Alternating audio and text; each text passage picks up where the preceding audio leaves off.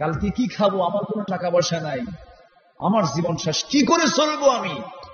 এই কথার মধ্যে শিরকের গন্ধ আছে না নেই? আসতে বলবেন না, আছে না নাই? চাকরি নাই, কি করব, শেষ হয়ে গেলাম, শিরক আছে না নাই? আল্লাহর প্রতি আস্থা আনতে হবে, বিশ্বাস আনতে হবে, আল্লাহ আমাকে খাওয়ান। এই পৃথিবীতে মানুষ ছাড়া কোন প্রাণীর কি খাদ্য গোদাম আছে নাকি? আছে, খাদ্য গোদাম আছে? স্থলভাগে আর কত প্রাণী থাকে? জলভাগে সবচেয়ে বেশি প্রাণী। একটা বড় প্রাণী আছে, সেই প্রাণীর নাম হল নীল তিমি। তিমি মাছের নাম সবাই শুনছেন নাকি? তিমি মাছের নাম শুনছেন? সবাই শুনেছেন তো? দেখছেন সবাই? সবাই দেখেন, কারণ এই তিমিটা খাওয়া যায় না, এই মাছ তো আর বাজারে ওঠে না। এই তিমিটা এত বড়, এর এত শক্তি, 1700 হর্স পাওয়ার। সে বড় বড় জাহাজকে তার পিছনের অংশ দিয়ে আটকিয়ে ফেলে, আটকায় দেয়, জাহাজ সামনের দিকে যেতে পারে না। আল্লাহু আকবার বলবেন না? সেই তিমির একটা ওজন হচ্ছে, একটা নীল তিমির ওজন হলো 120 টন।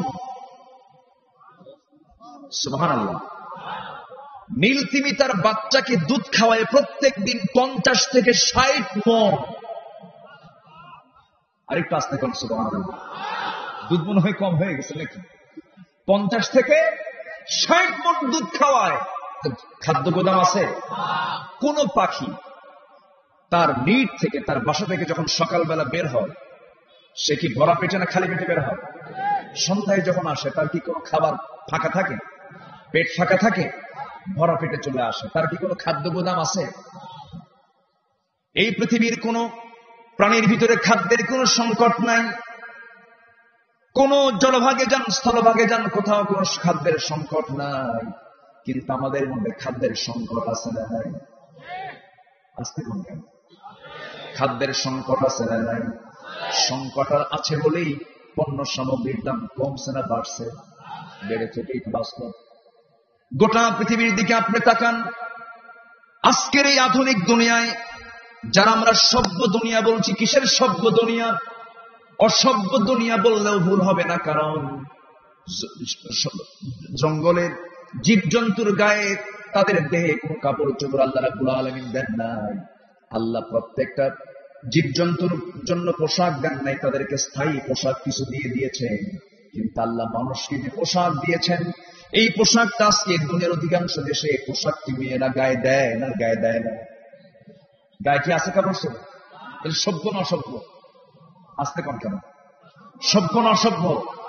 অসভ্য।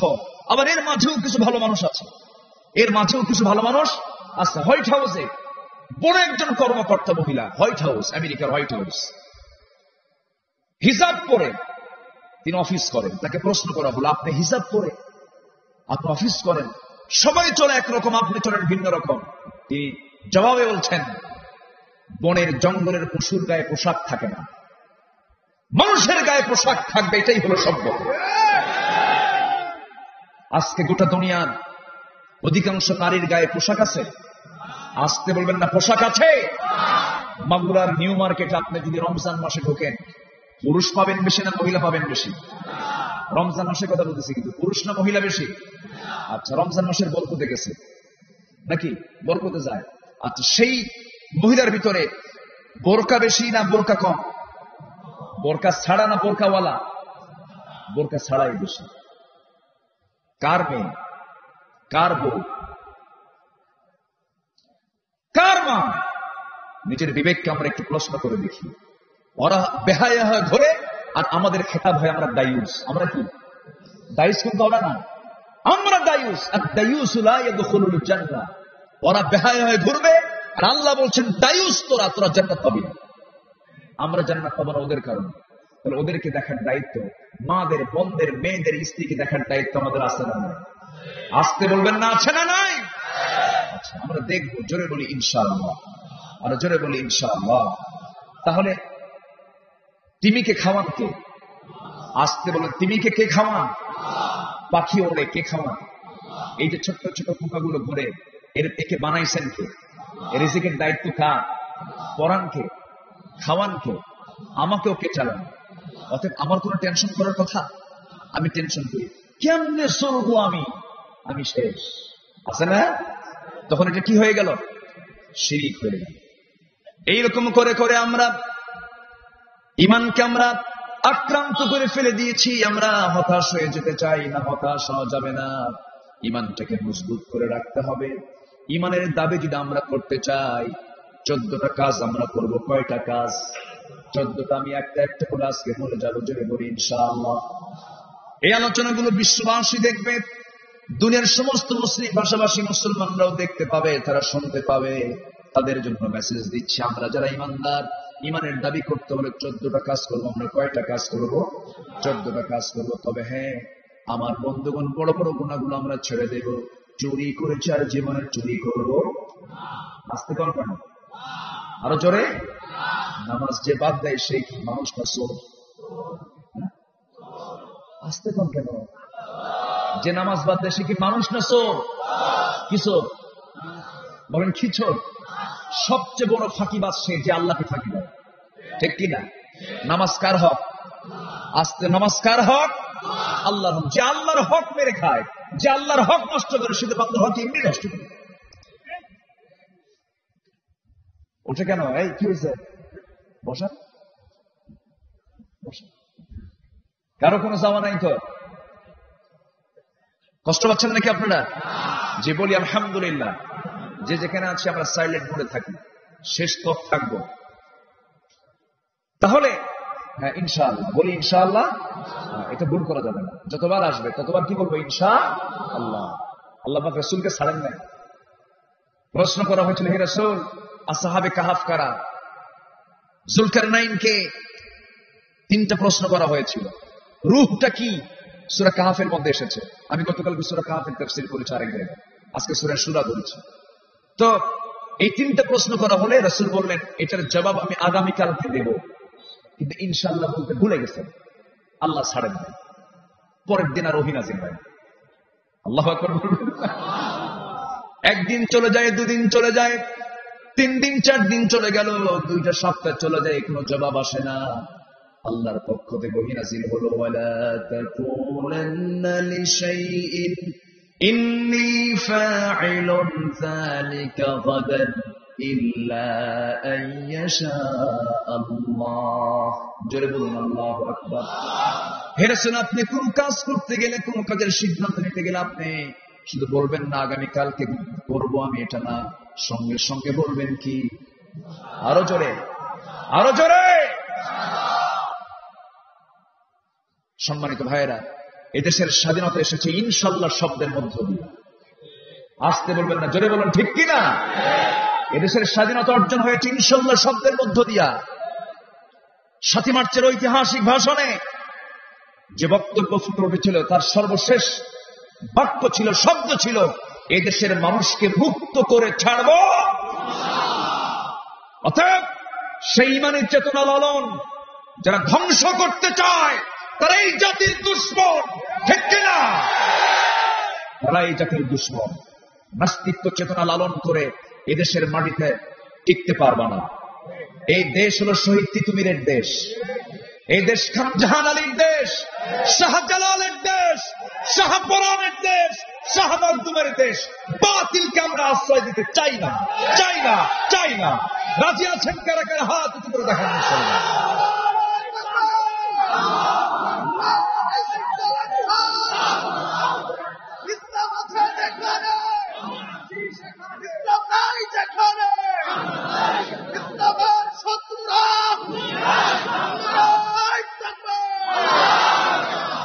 কষ্ট পেলেন?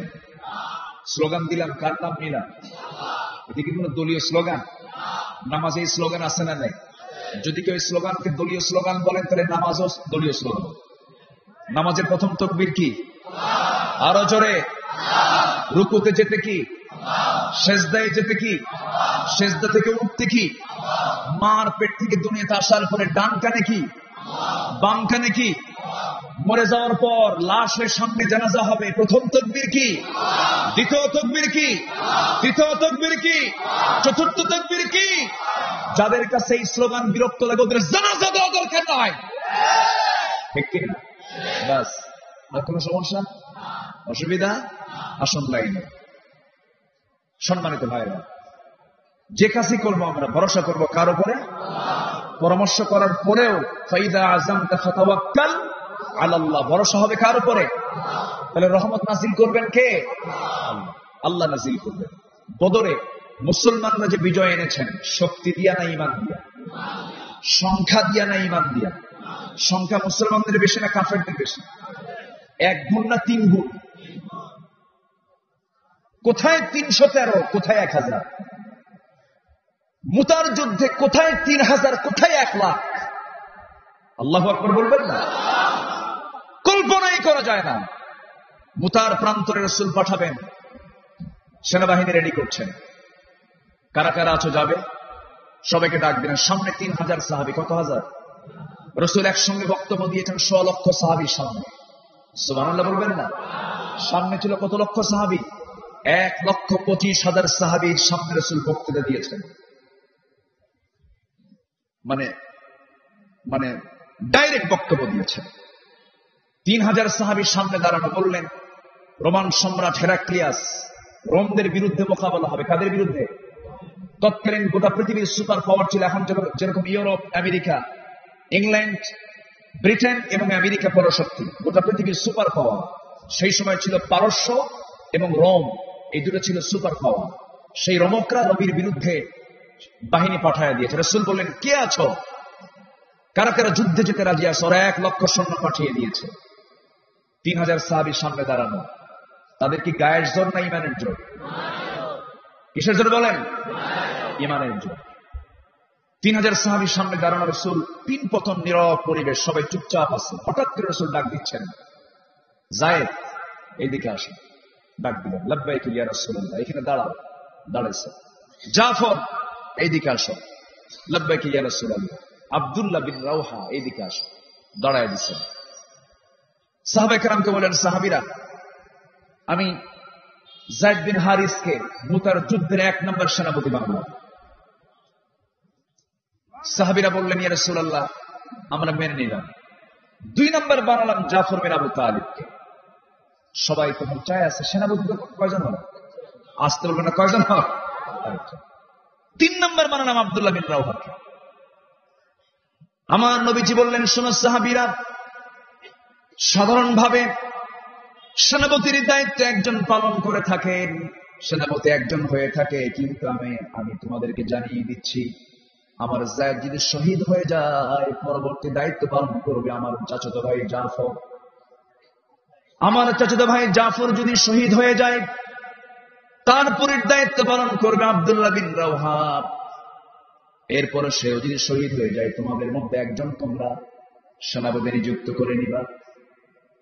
এই 3 জনের মুখে হাসির ঝিলি। রাসূল যেহেতু বলেছেন শহীদ যদি হয়ে যায়, মানে আমরা শহীদ হয়ে যাব, কোনো সন্দেহ নাই, আমরা মৃত্যুবরণ করে আল্লাহর জান্নাতে চলে যাব।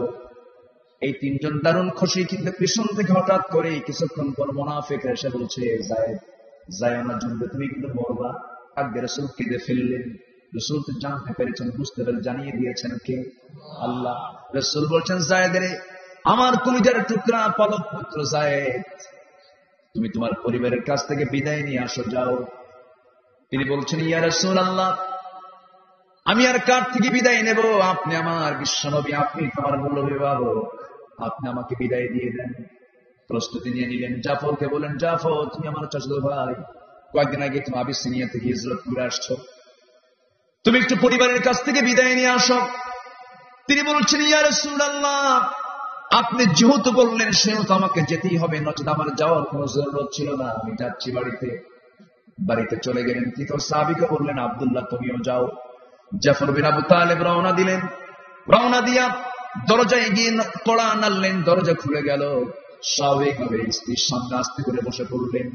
ডাক দিয়ে বলছেন, স্ত্রী, আমার জন্য তুমি দোয়া করো। আমি মুতার যুদ্ধে যাচ্ছি, আমি যেন শহীদ হয়ে আল্লাহর জান্নাতে যেতে পারি, তুমি আমার জন্য এমনটা দোয়াই করবে।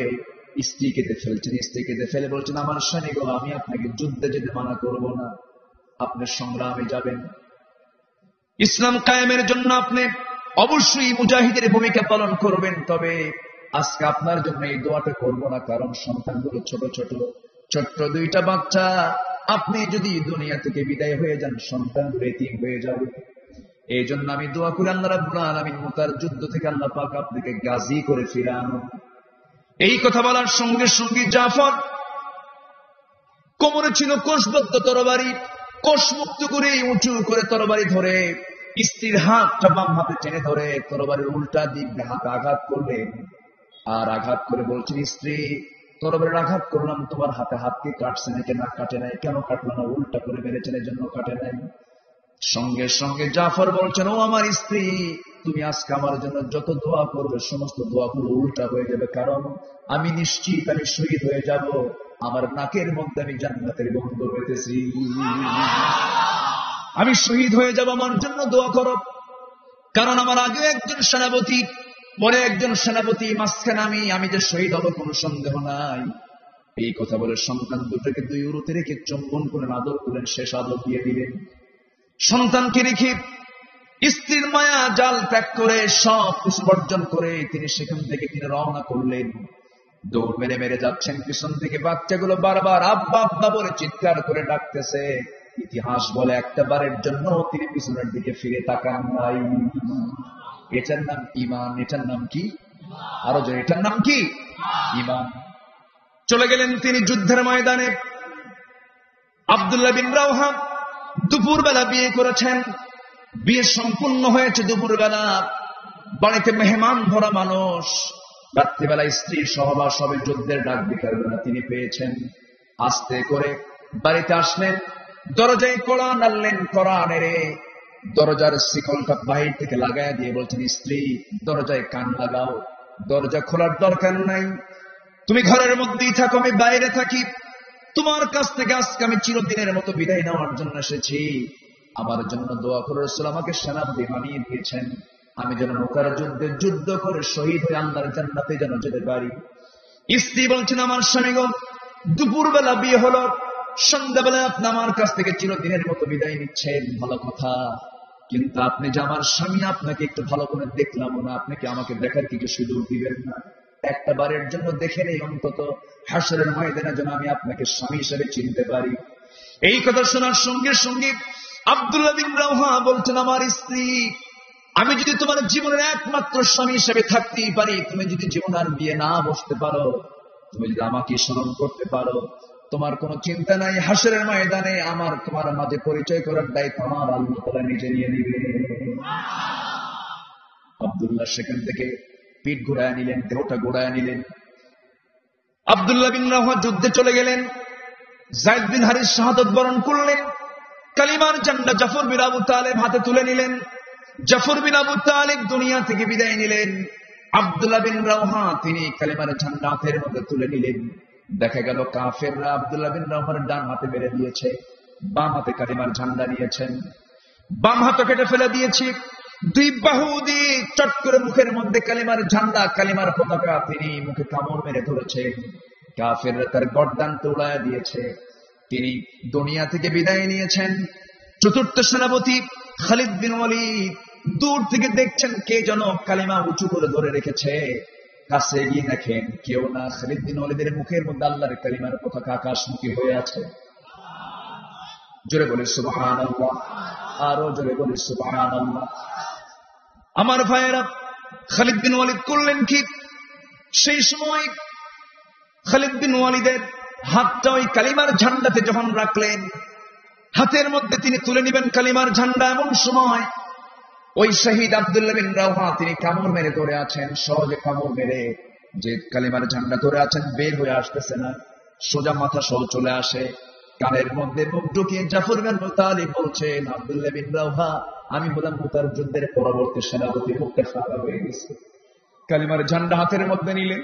কালিমার ঝান্ডা হাতের মধ্যে নিয়ে 3000 সৈন্য নিয়ে খালিদ বিন ওয়ালিদ 1 লক্ষ সৈন্যের বিরুদ্ধে এবার মোকাবেলায় নামলেন। কি করলেন?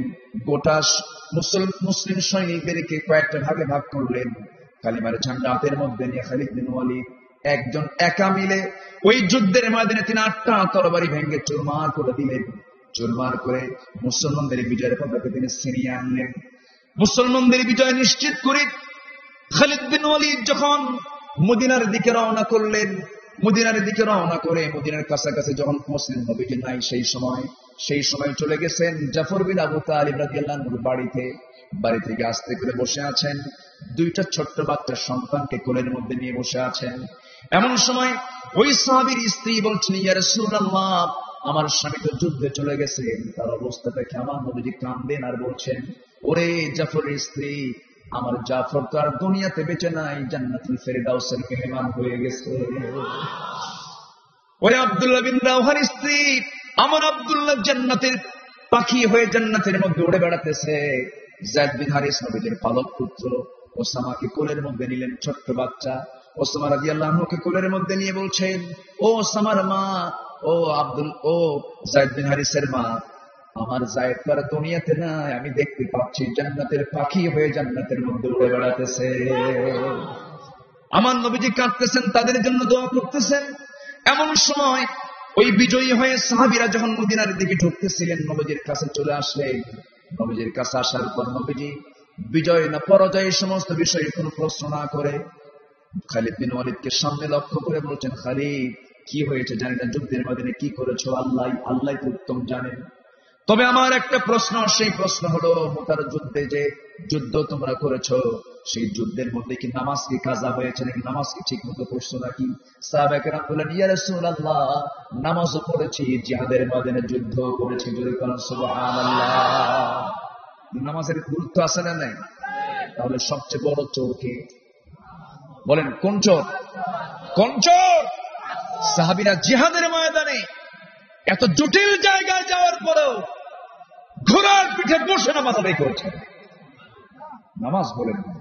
আর আমরা চার আসরে বসে নামাজের কথা বলে যাই, আমরা একটু আড্ডা দিতে নামাজ বলে যাই না।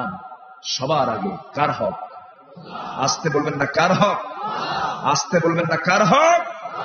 আল্লাহর হক আমরা আদায় করবো। জোরে বলি ইনশাআল্লাহ, আর জোরে বলি ইনশাআল্লাহ। কষ্ট পাচ্ছেন আপনারা? আলোচনা চালিয়ে যাই। আটার দাম কে দেয় নাই? আটার দাম তুলবেন না? জোরে বলি ইনশাআল্লাহ। জি, আমরা সূরা শুরা থেকে কথা বলছিলাম। কোন সূরা থেকে? সূরা শুরা থেকে। নামাজ হবে কয় ওয়াক্ত?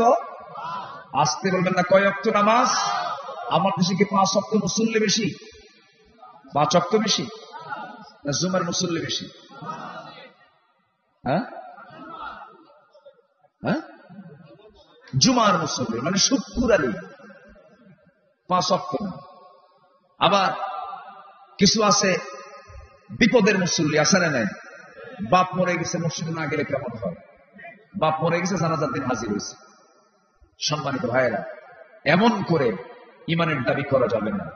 ইমানের দাবি যদি করতে হয়, আজান শুনে যার নামাজ পড়ার আগ্রহ হয় না, সেই ইমানের দাবি করতে পারবে না, ঠিক কিনা? আজান শুনে, যে আজান শুনলো, আজানটা কার অর্ডার? আসতে বলবেন না কার অর্ডার? হাইয়া আলাস সালাহ, নামাজের দিকে আসো। হাইয়া আলাল ফালাহ, কল্যাণের দিকে আসো।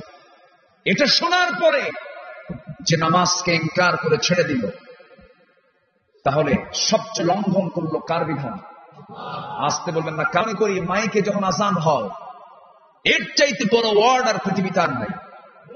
আসতে বলুন কেন? আসতে বলুন কেন? সবচেয়ে বড় অর্ডার কার অর্ডার? আল্লাহ বলছেন হাইয়া আলাস সালাহ, নামাজে আসো। হাইয়া আলাল ফালাহ, কল্যাণে আসো। কদ কামাতিস সালাহ, নামাজ দাঁড়ায় গেছে, দাঁড়া নামাজে। এরপরেও যে আসে না, সে কি সঠিক ইমানদার হতে পারে? কিন্তু আমার দেশে কিছু কিছু দরবার আছে, যে দরবারের মুড়ি ধুলে নামাজ লাগে। এরকম দরবারও আছে না নাই? পানির তলে মোমবাতি, বাও বাতাসে নেভে না, বাবার নামে হালকা দিলে উজু গোসল লাগে না। এরকম আছে না নাই? মোল্লা মুন্সি নামাজ পড়ে, মারেফত তো বোঝে না। হ্যাঁ, আছে না এরকম? বরাবর মারেফত বোঝা। তোমাদের কোরআন 30 পারা, আমাদের কোরআন 90 পারা। জুতার পিটন দরকার, ঠিক কিনা? আসতে নিয়ে দেখলাম কোথায় যেন চোখে পড়লো মাথার চুল, জট পড়তে পড়তে মহাজট। কোন বাজারে যেন দেখলাম আজকে, মনে হয় নাকল বাজারের ওই দিকে দেখলাম। এরকম এক পাগল, আমি নামাজ পড়তেছি, হঠাৎ করে দেখি এরকম বিশাল চুলে চট, মোষ বড়, দাড়িও বড়, মোষও দেখা যায় না, দাড়িও দেখা যায় না, মানে মোষ দাড়ি একাকার হয়ে গেছে, মাঝখানে যে মুখ আছে টর্চ লাইট মারলেও মুখ দেখা যাবে না, এরকম আছে না নাই? এটা কি মানুষ না কাউয়া? ওটা কি মানুষের মধ্যে পড়ে? ইসলাম তেমন না। কোন পাগল, মস্তিষ্ক বিকৃত, অসামাজিক, ব্যক্তিত্বহীন, বেনামাজি কখনো আল্লাহওয়ালা হতে পারে না, ঠিক কিনা? এটা মাথায় রাখতে হবে। অনেকে বসে কি জানেন, এই যে পাগল, দুনিয়ার কোন খেয়াল নাই, সালাদ শট করে আসে, মনে হয় লোকটা আল্লাহওয়ালা, কিচ্ছু না, তো বন্ধ, ঠিক কিনা? এই পৃথিবীর সবচেয়ে বড় পরহেজগার ছিলেন মুহাম্মদ সাল্লাল্লাহু। পরহেজগার ধনী থেকেও হওয়া যায়, পরহেজগার গরিব থেকেও হওয়া যায়। পরহেজগারের জন্য ধনীও লাগে না, গরিবও লাগে না। আল্লাহু আকবার। ধনী থেকেও পরহেজগার ছিলেন ওসমান রাদিয়াল্লাহু তাআলা। ওসমান কি ধনী না গরিব? আমরা অনেকে আবার ধনীদের শুধু গালি দেই, আসলে এরকম, ও তো ধনী হবেই, ও কি ভালো মানুষ নাকি? ভালো মানুষ কি ধনী হয় নাকি? এটা ভুল কথা। ধনী ছিলেন সাইয়েদনা ওসমান রাদিয়াল্লাহু তাআলা। শুধু ধনী না, বীর ওসমান যারা মদিনায় গেছেন, তার একটা কূপ আছে, যে কূপটা এখন বর্তমান বাজারে নির্মাণ করতে গেলে কোটি কোটি টাকা লাগবে। তার বাগান ছিল, কয়েকশো বিঘার বাগান ছিল, খেজুর বাগান। ওসমান রাদিয়াল্লাহু তাআলা। সুলাইমানের ইতিহাস কে না জানেন? সুলাইমান আলাইহিস সালাম গরিব মানুষ না ধনী মানুষ? আসতে পারেন কেন? ধনী না গরিব? বিশাল ধনী ছিলেন, দুনিয়ার প্রচুর সম্পদ আল্লাহ পাক তাকে দান করেছিলেন। আল্লাহ পাক তাকে বাতাসকে তার আজ্ঞাবহ করে দিয়েছিলেন। বাতাসকে অর্ডার করলে বাতাস তাকে সিংহাসন, গোটা দুনিয়া তিনি ঘুরতেন, বাতাস তাকে ঘুরে নিয়ে আসত। আল্লাহু আকবার। এত বড় তিনি শাসক ছিলেন, গোটা দুনিয়া তিনি শাসন করেছেন। এক সকাল বিকেলে গোটা দুনিয়া ঘোরা হয়ে যেত। একটু আসতে পারেন সুবহানাল্লাহ। রানী বিলকিস, তাকে যখন বলা হলো তুমি আত্মসমর্পণ করো, তুমি ইসলাম কবুল করো, নচেত আমি আসতেছি। সুলাইমান বললেন কি, আমি আসতেছি, আমি কিন্তু ছাড়বো না। যে জায়গায় শিরিক, যে জায়গায় আল্লাহর বিরুদ্ধে কোন শাসন চলবে, সেই জায়গায় আমি দেখতে পারবো না, আমি আসতেছি। তখন একটু পাম্পট্টি দেওয়ার জন্য, একটু খুশি করার জন্য রানী বিলকিস করলো কি, কয়েকটা ইট, স্বর্ণের ইট, কিসের ইট? স্বর্ণের কিছু ইট উপহার স্বরূপ সুলাইমান আলাইহিস সালামের দরবারে দূত কর্তৃক, রাষ্ট্রদূত কর্তৃক পাঠায় দিল। যখন সে নিয়ে আসলো, নিয়ে এসে দেখে যে 5-6টা ইট উপহার স্বরূপ নিয়ে আসা হয়েছে, এরকম লক্ষ লক্ষ ইট সুলাইমানের দরবারের মাটিতে পাড়া হয়েছে। আল্লাহু আকবার বলেন। তখন আর ওটা উপহার দেবে কি? ওটা ফেরত নিয়ে যাবে, বলতেছে রানী বিলকিস, যে 6টা ইট নিয়ে গেছিলাম, ওইরকম লক্ষ লক্ষ ইট তো মাটিতে ফেলে দেওয়া। একটু আসতে পারেন সুবহানাল্লাহ, আরো জোরে কান সুবহানাল্লাহ। আচ্ছা, খাদিজা রাদিয়াল্লাহু তাআলা গরিব না ধনী? আসতে পারেন, গরিব না ধনী? ধনী। অতএব ধনীকে গালি দেওয়া যাবে না, গরিবকেও গালি দেওয়া যাবে না। ধনী গরিব কে করেন? আসতে পারেন, কে করেন? টাকা ছাড়া কোন কাজ হয়? টাকা না থাকলে আপনি দান করবেন কেমন? টাকা না থাকলে আপনি ইসলামের কাজ করবেন কেমনে? এই জন্য সম্পদের প্রয়োজন আছে না নাই? কোন নবী ব্যবসা ছাড়া ছিলেন না। আমার নবী কি ছিলেন? ব্যবসায়ী ছিলেন। বড় ইমাম আবু হানিফা রাহমাতুল্লাহ কি ছিলেন? ব্যবসায়ী ছিলেন। কিন্তু অসৎ না সৎ? আজকের অসৎ না সৎ? আজকে সমাজে ব্যবসায়ী অধিকাংশ সৎ না অসৎ? সৎ না অসৎ? সামান্য একটা কাপড় বিক্রি করবে, 300 টাকা গজ উনি কিনেছেন, ওনাকে বলা হলো 310 টাকা গজ দিয়ে দিই, ভাই আমার কেনাই নাই। এরকম লোকের তো অভাব আমার দেশে নাই, ঠিক কিনা? আছে না? নেই? আছে না? এরকম লোক আছে না? নেই? তাহলে এগুলো করা যাবে না। আমরা সৎ ব্যবসায়ী হব, জোরে বলি ইনশাআল্লাহ। সম্পদ অর্জনে কোনো বাধা নাই। আপনি সম্পত্তির মালিক হবেন, কিন্তু অবৈধ না বৈধ পথে? অবৈধ না বৈধ পথে? বৈধ পথে। এটা মাথায় রাখতে হবে। সম্মানিত ভাইয়েরা, অনেক কথা তো এক রাত, সব দিক থেকে একটু কথা বলতে হয়। আমরা বড় পাপকে ছেড়ে দেব, জোরে বলি ইনশাআল্লাহ। যেখানে আমি তেলাওয়াত করছিলাম, সেই তেলাওয়াতের ব্যাখ্যার দিকে আমি যাচ্ছি। প্রথম আয়াতে আল্লাহ রাব্বুল আলামিন বড় বড় পাপকে ছাড়তে বলেছেন। আবার যখন রাগ হয়ে যাবে, তখন আমরা ক্ষমা করে দেব। নাম্বার 3 হলো ওয়াল্লাযীনা ইসতাজাবু লিরাব্বিহিম যারা তাদের রবের ডাকে সাড়া দেবে। রবের ডাকে সাড়া মানে কি? আল্লাহ যখন নামাজের জন্য ডাক দিন, আজান দিয়ে যখন আমাদেরকে ডাকবেন, বাজারে থাকবো না, মসজিদে যাবো। আজ তো বাজারে না মসজিদে, উত্তম জায়গা বাজার না মসজিদ। কিন্তু বাজারে যাওয়ার দরকার আছে না নাই? বাজার করার দরকার আছে না নাই? বাজার করব আমি, মসজিদেও যাব আমি। বাজারটা করতে নিয়ে আল্লাহর বিধানকে মেনে চলবো, মসজিদের দিকে চলে যাব, আল্লাহর ডাকে সাড়া দেব। আল্লাহ বলছেন, বান্দারে তুই আমার দিকে হেঁটে হেঁটে আসবে, আমি তোর দিকে দৌড়ে যাবো। জোরে করুন সুবহানাল্লাহ। বান্দা আমি তোর জন্য জান্নাত রেখে দিয়েছি, বান্দা আমি তোর জন্য জান্নাত প্রস্তুত করে রেখে দিয়েছি, জান্নাতের কাজগুলো তুই করবি। নাম্বার 3 হলো আল্লাহ রাব্বুল আলামিন বলছেন, ওয়াকামুস সালাহ, যারা নামাজ কায়েম করবে। কি কায়েম করবে? নামাজ কায়েম করবে। আমার দেশে নামাজ কায়েম আছে না সুদ কায়েম আছে? কি কায়েম আছে? আমার দেশে নামাজ কায়েম আছে না মদ কায়েম আছে? মদ আছে না নাই? আসতে কোন কেন? মদের বোতল মাগুরা মদের বোতল পাওয়া যায়? দোকান আছে? আস্তে আস্তে আছে না নাই? খাবেন, পাওয়া যখন যায় তখন খাবেন। মদ খাওয়া কি? আসতে বলবেন না, মদ খাওয়া কি? আচ্ছা, হারাম কি আমার না আল্লাহ? কে করেছেন হারাম? কে করে দিয়েছেন? আল্লাহ বলছেন মদ খাওয়া, আরো জোরে। আর আঙ্গুর খাওয়া? আসতে কম, আঙ্গুর খাওয়া হালাল। আঙ্গুর খাও, আঙ্গুরটা তুমি খাও, আমি আঙ্গুর দিয়েছি, তুমি আঙ্গুর খাও। বান্দা কি করে জান? আঙ্গুরটা পচাইয়া থুইয়া 7 দিন 20 দিন থুইয়ার পরে কি বানায়? মদ বানায়। তো আঙ্গুর তুমি খাও, আপত্তি নাই, কিন্তু ওটাকে পচাইয়া খেলে কি হবে? মদ হয়ে যাবে। মাটি যখন নরম থাকে, নরম মাটি যদি আপনার গায়ে মারা হয়, আপনি কি মরবেন?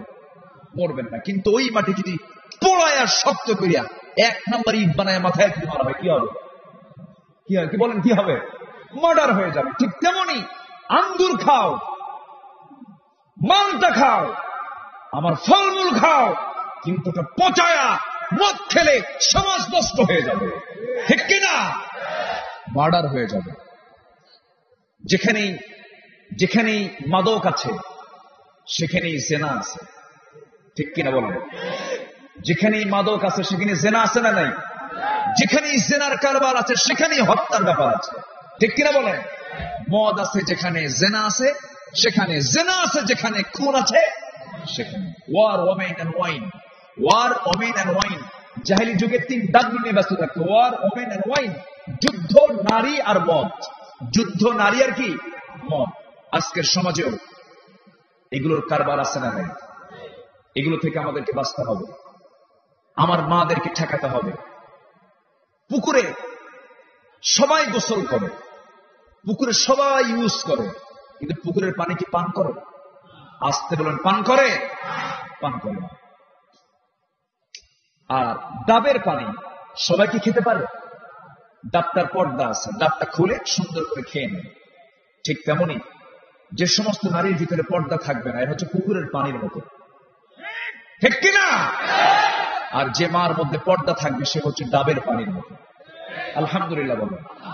এই জন্য মা, আপনাকে ঢাকতে হবে, আপনি পরিচ্ছন্ন থাকবেন, আপনি সমাজকে পুরুষ মুক্ত রাখবেন, আপনার সৌন্দর্য, আপনার সকল সৌন্দর্য প্রকাশ করতে হবে অন্যের সামনে না স্বামীর সামনে? আসতে বলেন না, কার সামনে? স্বামীর সামনে। 2-1 করে চলে যাচ্ছেন, আমি মনে দোয়া করে দিলে ভালো হয়। হ্যাঁ, দোয়া করে দেব তো 2-1 করে ওঠে কেন? হ্যাঁ, ও নাম্বার, আচ্ছা নাম্বার যদি হয় তাহলে একটু দেখাই দেয়, 1 নাম্বার 2 নাম্বার, একটু হাতটা তুলবেন এরকম করে, একটু বলবেন হুজুর এই।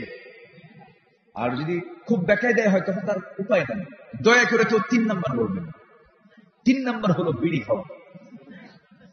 বিড়ি খাওয়া লোক আমার দেশে কম তো নাকি? হ্যাঁ, বিড়ি খাওয়া লোক আমার দেশে দিন দিন কমছে না বাড়ছে? মাশাআল্লাহ, বরকত, খুব সুন্দর। এক বুড়া চাচা, আমি বরিশাল ভোলা হয়ে আসতেছিলাম, তো ফেরিতে আমি উঠলাম গাড়ি সহ, তো বাইরে দাঁড়া একটু পাইচারি করতেছে, ঘোরাফেরা করতেছে। সামনের দিকে এক চাচা টুল সামনে পালানো, টুলের উপরে বসে নদীর পানি দেখতেছে, নদীর ঢেউয়ের পানি দেখতেছে আর প্রকৃতির দিকে তাকায় আছে। আর চাচা থেকে ঠ্যাঙের উপর ঠ্যাং তুলে সুন্দর করে সুখ টানতেছে, বিড়ি টানতেছে। বললাম, চাচা আপনার বয়স তো প্রায় মনে হয় 70 পার হয়ে গেছে, চাচা আপনি এখন এগুলো খান? তো বাবা, বিড়ি তো উন্নতির সিঁড়ি। কি কথা কি বুঝতেছেন? তো এর মধ্যে অনেকে মানে জান্নাত খুঁজে পায়, এত মজা পায়। এক চাচা বলে, হুজুর আপনি তো অস্ত ঠিকই করলেন, কবরে থাকতে হবে কিয়ামত পর্যন্ত, কবরে কাটবে কেন? এক বিকেল তো বিড়ি না খেলে মাথাই দিতে। এরকম বেকুব মার্কা কিছু লোক আছে না নাই? আছে না নাই? আচ্ছা, এগুলো করা যাবে না। সকল নেশা আল্লাহ হালাল করেছেন না হারাম করেছেন? আমরা নেশার দিকে যাবো না, জোরে বলি ইনশাআল্লাহ। অনেকে প্রশ্ন করে, বিড়ি খাওয়া কি মানে ও জায়েজ করবে? এরকম আছে না নাই বলেন? ওই প্রশ্ন যে করবে তার ধান্দা হলো বিড়ি খাওয়াকে জায়েজ করবে। ছেড়ে দাও ওই সমস্ত কাজ যা তোমাকে সন্দেহের মধ্যে ফেলে দেয়। যেখানে দুর্গন্ধ আছে সেখানে ফেরেশতার কোনো আগমন নাই। পান খান আপনি, পান খেতে আপত্তি না। আমার দেশের বুড়া বুড়ি পান না খেলে মজা না। বুড়া বুড়ি মানুষ পান খাবে, ঠোঁটটা লাল হবে, নাতির মুখে কিছু পান তুলে দেবে, মুখের মধ্যে থেকে দিয়ে দেবে। এটা একটা মজা, একটা আনন্দ আছে না নাই বলেন তো?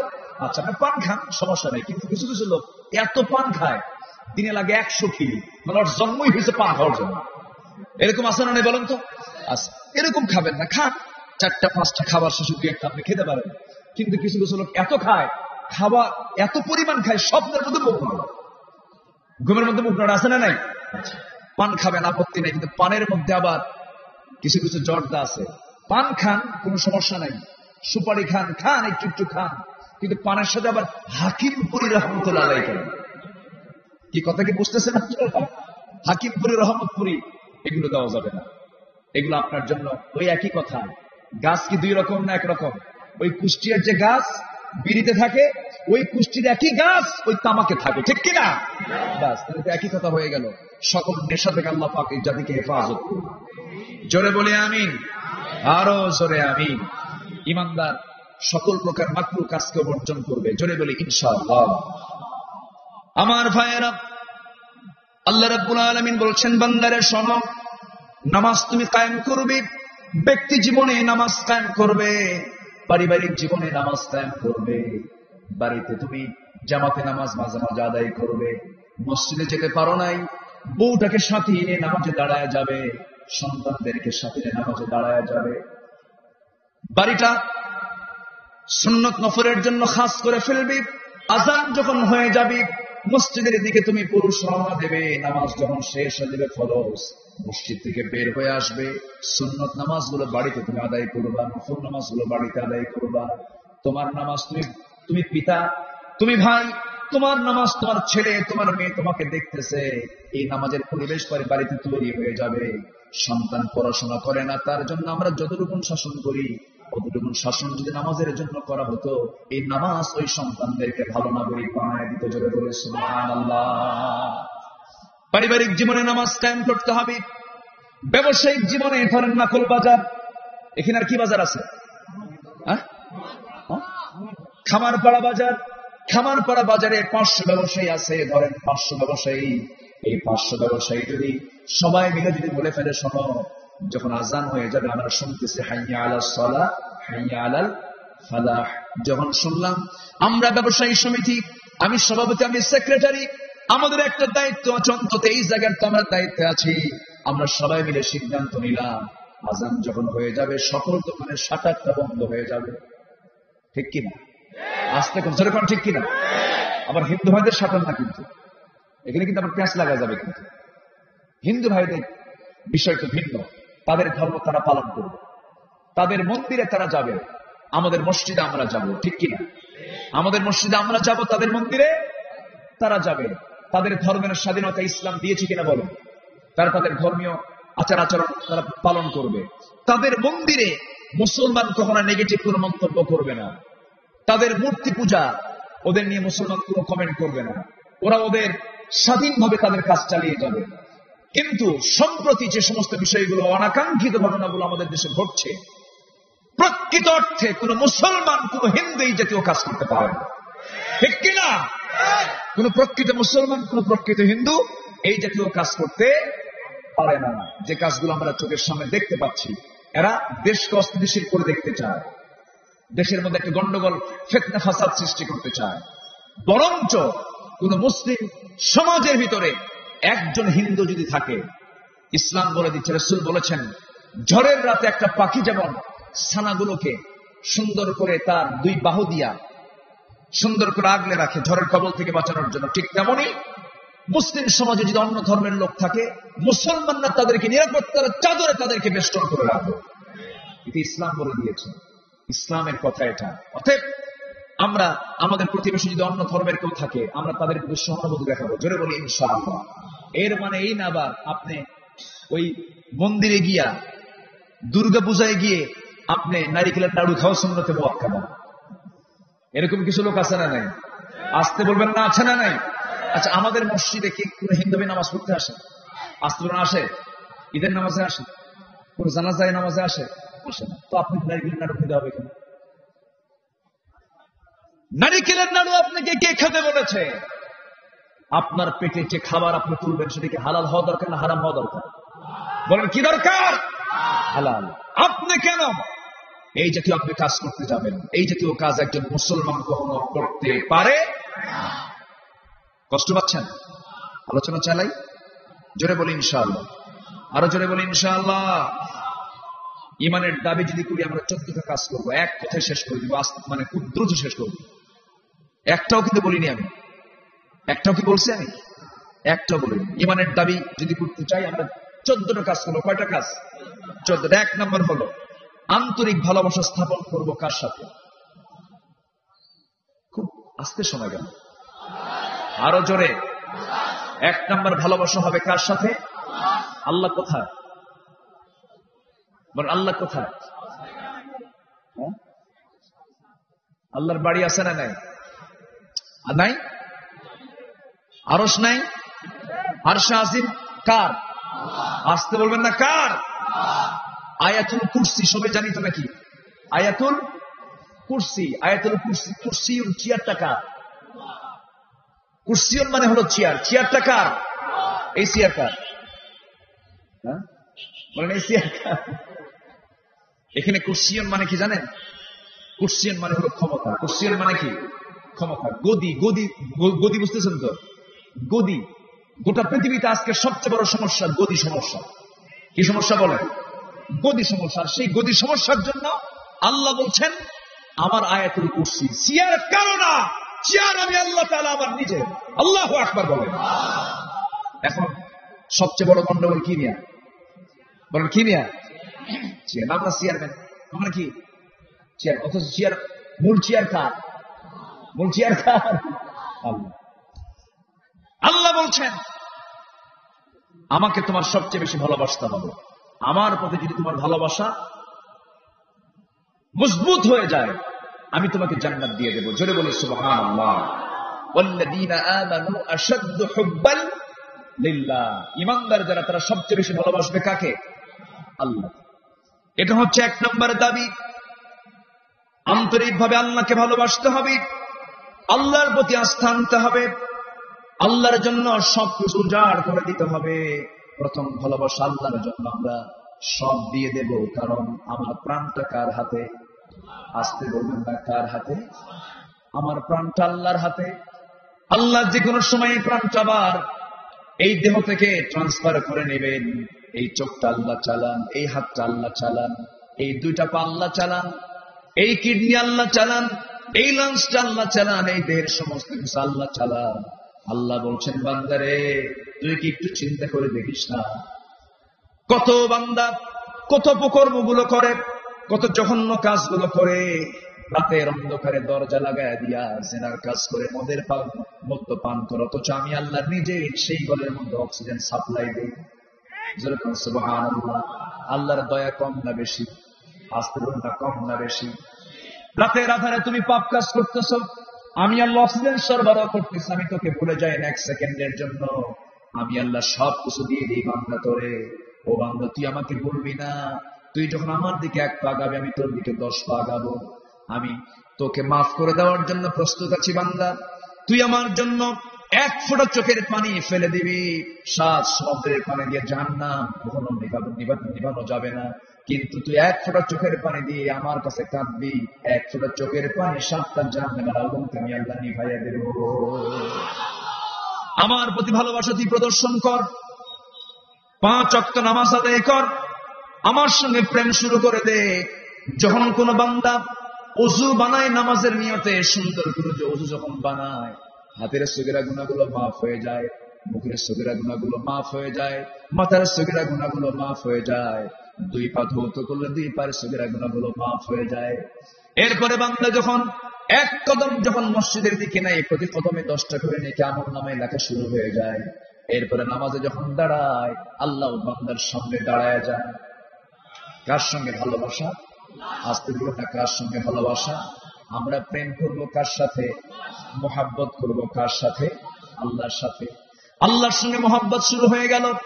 বান্দা যখন নামাজে দাঁড়ায়, আল্লাহ বান্দার সামনে দাঁড়িয়ে যান। বান্দা যখন সূরাগুলো পড়ে, বান্দার সূরার প্রত্যেকটা আয়াতের শেষে আল্লাহর জবাব দিয়ে দেন, আলহামদুলিল্লাহি রাব্বিল আলামিন, হামিদানি আবদি, আর রহমানির রহিম, আথনা আলাইয়া আবদি, মালিক ইয়াউমিদ্দিন, মাজ্জাদানি আবদি, ইয়াকা না'বুদু ওয়া ইয়াকা নাস্তাঈন, হাযা বাইনি ওয়া বাইনা আবদি। বান্দা তুই আমার কাছে কি চাস? প্রাণ খুলে চেয়ে নে। বান্দা যখন ওয়ালা দাল্লিন পর্যন্ত নামাজের মধ্যে বলে, আল্লাহ বলেন, বান্দারে নামাজে দাঁড়িয়ে দাঁড়িয়ে এতক্ষণ ধরে যা যা চাইলে সব আমি আল্লাহ রাব্বুল আলামিন কবুল করে নিলাম। বান্দা যখন রুকুতে চলে যায়, আল্লাহ বান্দার সামনে দাঁড়ায়া যান। সেই সময় সমস্ত ফেরেশতাকে ডাক দেন।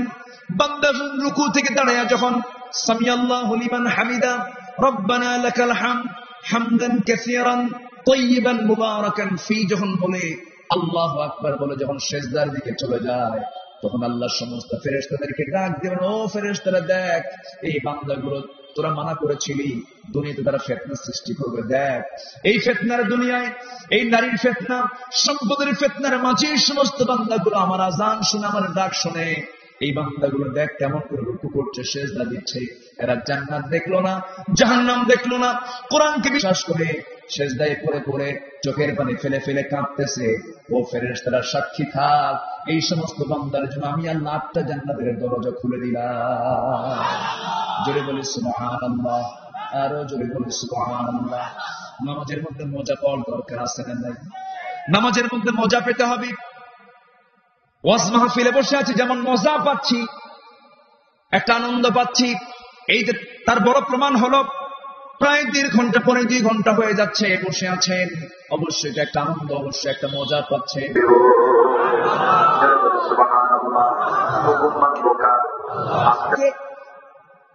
থিয়েটারে দিয়েছেন নাটক করার জন্য, তারপরে নৃত্য করার জন্য। নৃত্য আমার জীবনের মোড়টা ঘুরিয়ে দিয়েছে।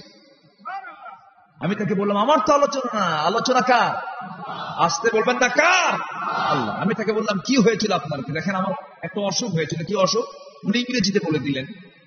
তো উনি বুঝালেন যে আমার এই রোগটা হলো এমন একটা রোগ, আমি যে কোনো মুহূর্তে সুইসাইড করে, আত্মহত্যা করে মরে যেতে পারি। আমার রোগটাই হচ্ছে, মানে আমার জীবনটা আমি কখন শেষ করে ফেলবো। আমি সিঙ্গাপুর দেখিয়েছি, মাউন্ট এলিজাবেথে দেখিয়েছি। এরপরে উনি বলতেছেন যে আমি ইন্ডিয়াতে গেছি, বহু চিকিৎসা করেছে, কাজ হয় নাই। তা আপনি কি চিকিৎসা পাইলেন আমার মধ্যে? আমি তাকে বললাম। তো বলতেছে যে একটা বাক্য আমার জীবনকে চেঞ্জ করে দিয়েছে। সেটা হলো, ইমানদার কখনো হতাশ হতে পারে না। ইমানদার কখনো হতাশ হতে পারে না। এই শব্দ লা তাহজান ইন্নাল্লাহা মা'না, হতাশ হয়ো না, আমাদের সাথে কে আছেন? আসতে বলবেন না, কে আছেন? আল্লাহ আছেন। এই শব্দ, এই বাক্য আমার জীবনকে ফিরিয়ে দেওয়া হয়েছে। আমি ফিরিয়ে পেয়েছি আমার জীবন। আমার কোন ওষুধ লাগে না, আমি এখন সুস্থ বলি আলহামদুলিল্লাহ। বলতেছে যে আমি এখন 5 ওয়াক্ত নামাজ পড়ি, মুখে দাড়ি করি, অনেক বড় কর্মকর্তা, নাম না বলি। এরপরে তার মেয়ে বোরকা পড়ে, একটা পরিপূর্ণ একটা ইসলামী পরিবারে রূপ নিয়েছে। শুধু একটা বাক্য কোরআনে, লা তাহজান, চিন্তা করো না। কার কথা? আসতে বলবেন না, কার কথা? আল্লাহ। তাহলে আমাদের মনোবল হবে দুর্বল না শক্ত? দুর্বল না সবল? সবল। আল্লাহ রাব্বুল আলামিন বলেন আরেক জায়গায়, ওয়ালা তাহিনু ওয়ালা তাহজানু ওয়া আনতুমুল আ'লাউনা ইন কুনতুম মুমিনিন। জোরে বলুন আল্লাহু আকবার। হতাশ হও না, নিরাশ হও না, চিন্তাগ্রস্ত হও না। ঈমান যদি আনতে পারো, আমি তোমাকে বিজয় দিয়ে দেব। জোরে বলুন সুবহানাল্লাহ। শর্ত হলো কি থাকতে হবে? ঈমান থাকতে হবে। নাম্বার 3 হলো বাতিলের কোনো হুমকিকে ভয় করা যাবে না। বাতিল হুমকি ধামকি দেবে, কোনো পরোয়া করি না আমরা, ঠিক কিনা? আস্তে কোন কেন, আস্তে কোন কেন? ওয়াজ মাহফিলে কার কথা হয়? আস্তে বলবেন না, কার কথা হয়? ওয়াজ মাহফিল যারা বন্ধ করতে চায় তাদেরকে আমরা বন্ধ করে দেব। ওয়াজ মাহফিল কার বাপের কথা হয় না এই জায়গায়, কার বাপের কথা হয়? কোন গোষ্ঠীর আলোচনা হয়? কার কথা হয়? মাহফিল হলো মৌচাক। মাহফিল কি? মৌচাক। মৌচাকে কি থাকে? মধু থাকে। মৌচাকের পাহারাদার কে? মৌমাছি। মৌচাকের পাহারাদার মৌমাছি না? মৌমাছি পাহারা দেয়, আমাদের জন্য পাহারা দেয়। মৌমাছি পাহারা দেয় মৌচাক। আপনি যদি সেই মৌচাকের মধু নিতে চান, মৌমাছির সঙ্গে মারামারি কইরা মৌচাকের মধুকে আহরণ করতে হলে মৌমাছির সঙ্গে পীড়িত করতে হবে, মহব্বত করতে হবে। ওর সঙ্গে পীড়িত কইরা, আদর কইরা, বুঝায় শুনে বশ করে এরপর আপনাকে মধু আনতে হবে। ঢিল মারবেন, ভুল ফুটে দেওয়া হবে, ঠিক কিনা? অতএব ওয়াজ মাহফিল যেখানে হোক না কেন, যারাই এটার বিরুদ্ধে ষড়যন্ত্র করতে চায় আমরা মোকাবেলা করব। জোরে বলি ইনশাআল্লাহ, আর জোরে বলি ইনশাআল্লাহ। ভালো কাজ চালু হোক, মন্দ কাজ বন্ধ হোক, এই হোক আমাদের আন্দোলন। জোরে বলি ইনশাআল্লাহ। তাআওয়ানু আলাল বিররি ওয়াত তাকওয়া ওয়া লা তাআওয়ানু আলাল ইসমি ওয়াল উদওয়ান। সম্মানিত ভাইরা, এরপরে নাম্বার 4 হলো আস্থা রাখবো, ভরসা রাখবো কার উপরে? আসতে বলবেন না, কার উপরে? বিজয় কে দিবেন? আসতে বিজয় কে দিবেন? বদরে বিজয় কে দিয়েছেন? ওহদে বিজয় কে দিয়েছেন? খন্দকে বিজয় কে দিয়েছেন? হুনাইনে বিজয় কে দিয়েছেন? মুতার যুদ্ধে বিজয় কে দিয়েছেন? মক্কা বিজয় কে দিয়েছেন? সে আল্লাহ কি নাই? আসতে বলবেন না, আছে না নাই? আচ্ছা, অবশ্যই বিজয় কার হাতে? আল্লাহর হাতে। আল্লাহ বিজয় দিয়ে দিবেন। আস্থা রাখতে হবে আল্লাহর উপরে। فلما تراءى الجمعان قال أصحاب موسى إنا لمدركون إن معي ربي سيهدين। জোরে বলুন আল্লাহু আকবার। সূরাতুল শুআরা আল্লাহ রাব্বুল আলামিন 61-62 নম্বর আয়াতে বলছেন, মুসা যখন বলছেন আল্লাহ আমাকে ধরে ফেললো, শেষ হয়ে যাব, কি করা যায়? সঙ্গে সঙ্গে তিনি বলছেন আমার কোনো চিন্তা নাই, আমার সঙ্গে কে আছেন? আসতে বলবেন না, কে আছেন? আমাকে পথ দেখায় দিবেন কে? মুসা আলাইহিস সালাতু ওয়াস সালামকে পানিতে চুবাতে চাইছিল ফেরাউন, তিনি পানিতে বললো কে? আসতে পানিতে বললো কে? যে গর্ত খনন করবে সেই গর্তে পড়বে, এটাই স্বাভাবিক। আপনি আজকে একটা পাপ করে কোন একটা বিষয় আপনি রচনা করবেন, আপনাকে সেই পাপের অবশ্যই সম্মুখীন হতে হবে, আপনার তার প্রায়শ্চিত্ত ভোগ করতে হবে। আমার বন্ধুগণ একটু কান লাগান। মুসা আলাইহিস সালাতু ওয়াস সালামকে দুনিয়া থেকে চিরতরে নিশ্চিহ্ন করার জন্য যখন মাস্টার প্ল্যান নিয়ে নেওয়া হয়েছিল, সর্বশেষ সবার কম বেশি জানা আছে নীল দরিয়া যে পৃথিবীতে আছে না নাই, ওই নীল দরিয়ার সামনে মুখোমুখি করে দেওয়া হলো। মুসা আলাইহিস সালাতু ওয়াস সালাম তার লোকজন নিয়ে যখন নদীর সামনে দাঁড়ানো, চতুর্দিকে ফেরাউনের বাহিনী। ফেরাউন বলছে, হে মুসা তুই আজকে পালাবি কোথায়? মুসা আলাইহিস সালাতু ওয়াস সালাম সেই সময় আল্লাহকে বলছেন, আল্লাহ এত বড় সংকটে পড়ে গেলাম, এখন কি করা যায়? আল্লাহ বলছেন, মুসা তোমার হাতে তো লাঠি আছে। তিনি বলছেন, লাঠি দিয়ে কি করবো? এই লাঠি দিয়ে কোন কাজ হবে নাকি? এই লাঠি দিয়ে আমি নদী পার হবো কেমনে? দরিয়া পার হবো কেমনে? সঙ্গে সঙ্গে আল্লাহ বলছেন, ও মুসা চিন্তা করো না, লাঠি দিয়ে আস্তে করে তুমি দরিয়া একটা বাড়ি মারবে, একটা নয় 12টা বাড়ি মারবে, 12টা আন্ডারগ্রাউন্ড রাস্তা আমি আল্লাহ তোমার জন্য বানায় দেব। পথ বের করে দেন কে? আসতে বলবেন না, কে? 4000 বছর আগের কথা। কত হাজার বছর? 4000 বছর আগে রাস্তা বানাতে সময় লাগলো না, ব্রিজ বানাতে সময় লাগলো না। আল্লাহ তাআলা এমন সুন্দর একটা আন্ডারগ্রাউন্ড শিরোধাব নিয়ন্ত্রিত আল্লাহ রাব্বুল আলামিন একটা রাস্তা বানায় দিলেন। সমুদ্র বক্ষ ভেদ করে এমন একটা রাস্তা তৈরি হয়ে গেল। 12টা রাস্তা তৈরি হলো, 12টা গোত্রের মানুষ। তাদের ঝর্ণা ছিল 12টা। রাস্তা হলো কয়টা? 12টা রাস্তা। যেন কোনো জ্যাম না লাগে। কি না লাগে? শুধু একটা রাস্তায় জ্যাম লাগতে পারে। বাইপাস আরো 11টা, বাইপাস আরো কয়টা? 11টা। 12টা রাস্তা যখন বানানো হয়ে গেছে, সব মুসা এবং তার সমস্ত লোকজন সব সহ যখন ওপারে চলে গেছেন, সঙ্গে সঙ্গে ফেরাউন হামানকে বলতে, হামান রাস্তা তো দেখলাম হয়ে গেছে। ফেরাউন ও মুসা তো সব লোকজন নিয়ে চলে গেছে। ফেরাউন বলছে, ওকে ধরতে না পারলে তো বেকায়দা আমাদেরকে শেষ করে ফেলবে, কি করা যায়? এবার হামান বলতেছে, মিস্টার ফেরাউন, এই রাস্তা দিয়ে কিন্তু আমরা যেতে পারবো না, আগে চেক করতে হবে। কি চেক করতে হবে? আমি দেখি কি করা যায়। ঘোড়া দাবড়ায় হামান করলো কি, এপার থেকে ওপারে চলে গেছে, ওপার থেকে এপারে চলে এসেছে, কিছুই হলো না, রাস্তা ক্লিয়ার আছে। এবার এসে বলতেছে ফেরাউন, ও ফেরাউন রাস্তা ক্লিয়ার, কোনো সমস্যা না, আমি গেছিলাম একবার, আসছি একবার, রাস্তা পার হতে পারবো, কোনো সমস্যা নাই। রাস্তা তোর বাপ বানাইছে নাকি? রাস্তার বাপের রাস্তা। আল্লাহ বলতেছে, হামান তোকে ধরবো, কিন্তু আগে তোরে ধরবো না, আগে তোর নেতাকে ধরবো। আল্লাহু আকবার বলেন, আল্লাহু আকবার। আল্লাহ ফেরাউনকে হায়াত দিয়েছিলেন 1600 বছর, কোনদিন আল্লাহ তাকে পাকড়াও করেন নাই। পাকড়াও করেছেন কয়দিন? আসতে বলবেন না, কয়দিন? আজকে গোটা দুনিয়া জুড়ে যারা ফেরাউনি কায়দায় জুলুম নির্যাতন নিপীড়ন চালাচ্ছেন, আল্লাহ ধরবেন না, কিন্তু ধরলে আল্লাহ ছাড়বেন না, ঠিক কিনা? ছাড়বেন না। যেদিন ধরবেন, জব্বার কে? বলেন, জব্বার কে? কাহ্হার কে? আল্লাহ। বাস ফেরাউন বলতেছে, হামান তাই তো, চলো রাস্তায় যাই। রওনা দিয়েছে, ঠিক মাঝখানে যখন চলে গেছে, মাঝখানে যাওয়ার সঙ্গে সঙ্গে পানির পাহাড় দুই দিক থেকে ভেঙে মাথার উপরে পড়ে। ফেরাউন বলছে, হামান তোর চিন্তা তো শেষ, পানি তো ভেঙে পড়লো, বস আমিও শেষ। কি কথাকে বোঝা গেল? আমিও শেষ, কেউ কাউকে বাঁচাতে পারবে না। কে ছাড়া? আল্লাহ ছাড়া। শেষ পর্যন্ত ফেরাউন পানিতে চুবায়া চুবায়া পেট তো বড় হয়ে গেছে, শেষ পর্যন্ত বলতেছে, মুসা মুসা উপায় নাই, আমারে বাঁচাও। মুসা বাঁচাবে? কে বাঁচাবেন? আসতে বলবেন না, কে বাঁচাবেন?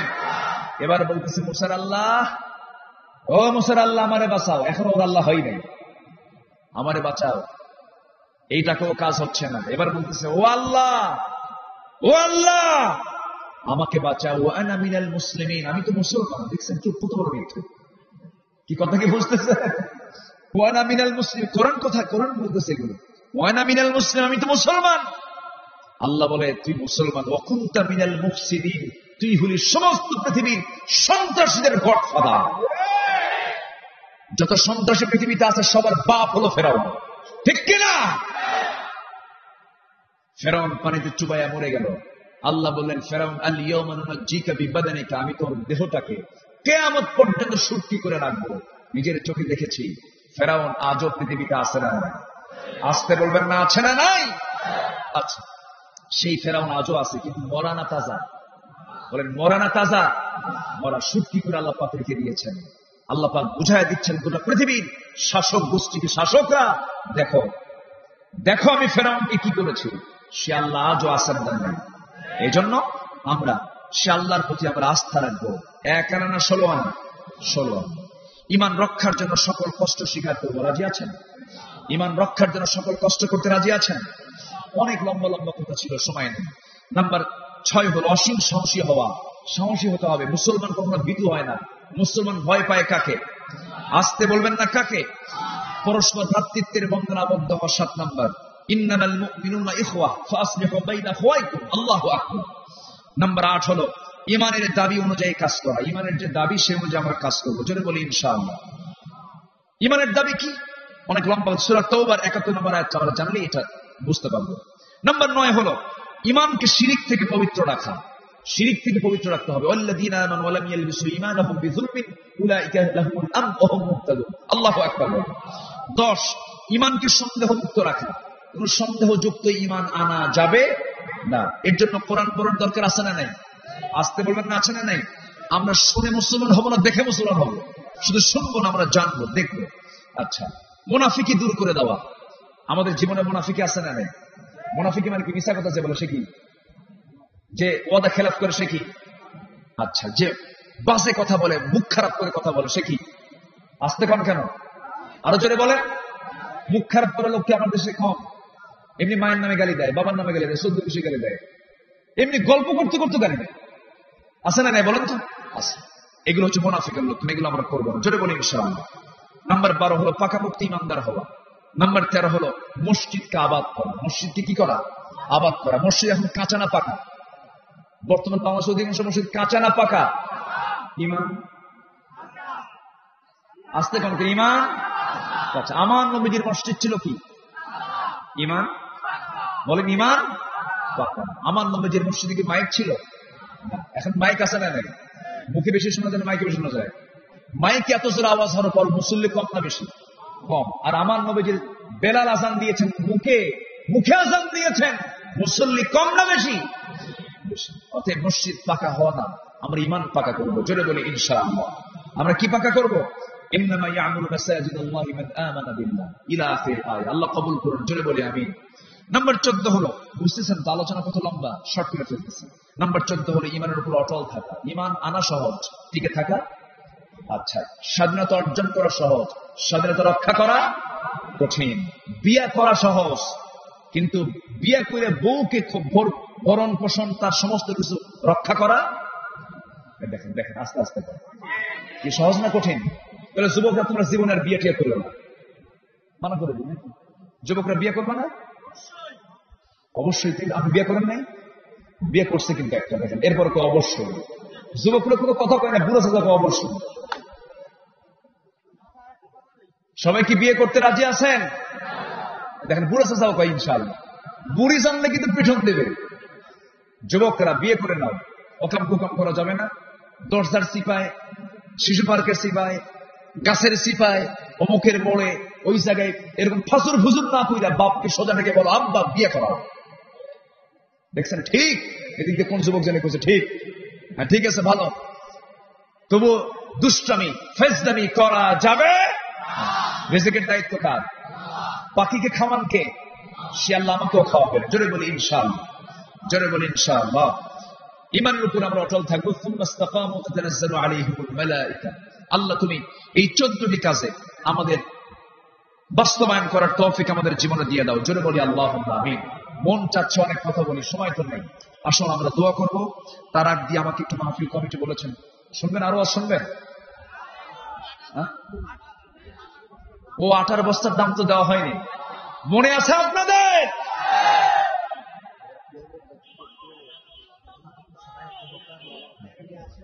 জি বলি আলহামদুলিল্লাহ। কে ওঠে ওই দিক থেকে? ধরেন তাড়াতাড়ি, বসায় দেন, বসায় দেন, বসেন একটু মেহেরবানি করে। যে বাচ্চা দুধ খায় না, যে বাচ্চা ওষুধ খায় না, তখন মা কি করে? মা কি করে? আগে কয় বাজান খা না, খা না, শেষ পর্যন্ত 2 হাত 2 পা ধইরা মুখের মধ্যে ওষুধ ঢুকে খা। এটা কি মহব্বত আছে না নাই? বলেন তো আছে না নাই? তাহলে এই যে কাজটা করে, এটা কি বাচ্চার জন্য অকল্যাণ না কল্যাণ? আমি যে ধমক দিয়েছি মন খারাপ করেন না, এটার মধ্যে কল্যাণ আছে, রাগ করেন না। সবাই বসে, আমরা দোয়ার দিকে যাব। ভাই আমাকে বলা হয়েছে, ভাই আপনি একটু একটু চান। আমি একটু চাচ্ছি। আমি ওরকম করে কালেকশন পারিও না, আমার ভাই খুব ভালো পারে। চাইছেন না? আপনি কিছু বলেন নাই? আচ্ছা, আমার মধ্যে এই অভ্যাসটা খুব কম। তবে এই